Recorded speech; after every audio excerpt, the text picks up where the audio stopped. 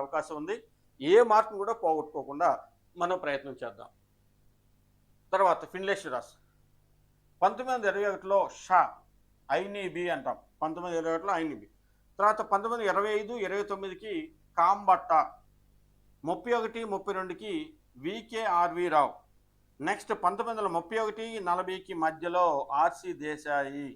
వీళ్ళు ఈ యొక్క జాతీయ ఆదాయాన్ని అంచనా వేయటానికి ప్రయత్నించినటువంటి వ్యక్తులు వీళ్ళు స్వాతంత్రానికి ముందు. తరువాత కొంత జేఆర్ హిక్స్ అనేటువంటి వ్యక్తి, ఎం ముఖర్జీ, తర్వాత ఎస్కే ఘోష్ అనేటువంటి వ్యక్తులు 1860, 1945 మధ్య కాలంలో జాతీయ ఆదాయాన్ని 1970-71లో ధరలలో గణన చేశారు. ధరల రూపంలో జాతీయ ఆదాయాన్ని గణన క్యాలిక్యులేట్ చేయటం జరిగింది. చాలా గుర్తు పెట్టుకోనండి.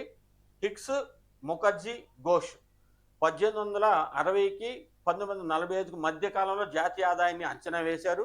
తర్వాత 1970-71లో ధరలలో గణన చేయటం జరిగింది. ఇవి కూడా చాలా ఇంపార్టెంట్. ధరల రూపంలో ఏంటి? ధరల రూపం అంటే నామినల్ అని, తర్వాత రియల్ జీడిపి అని చెప్పి నామినల్ జీడిపి అని నెక్స్ట్ కాన్సెప్ట్స్ వస్తాయి. అంటే స్థిర ధరల వద్ద అంటారు కదా.